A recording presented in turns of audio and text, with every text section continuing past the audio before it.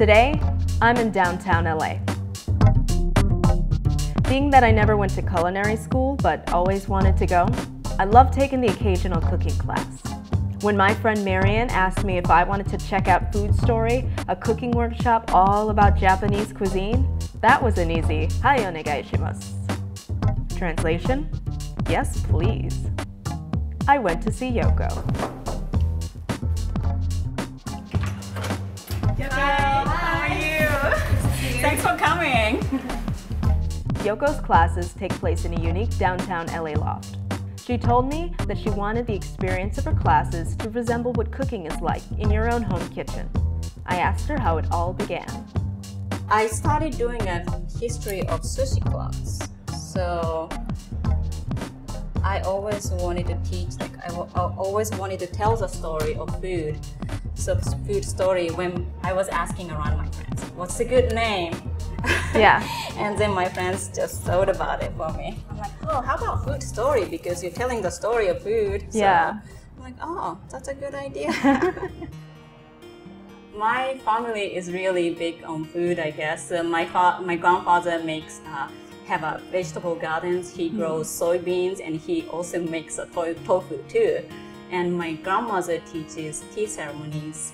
So I have all collections of tea bowls and tea utensils and everything at home. Now that my grandmother passed away, that's all I can use, and I feel like I should utilize all the things she left for me. So I also have a tea classes too. Her classes are small and intimate, and you really get hands-on. As Yoko teaches, she weaves together a story about food.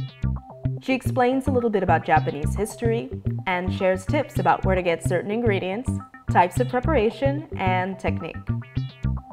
Today's class was about okonomiyaki, a classic Osaka dish.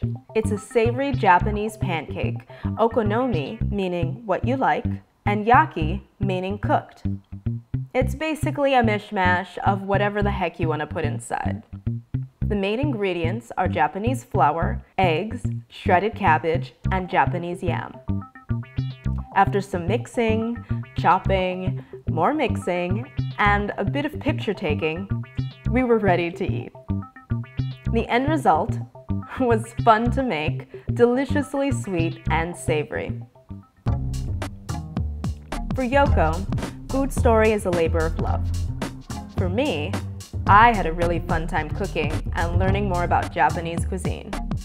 You can check out her classes for yourself and create your own food story. Until next time, sayonara!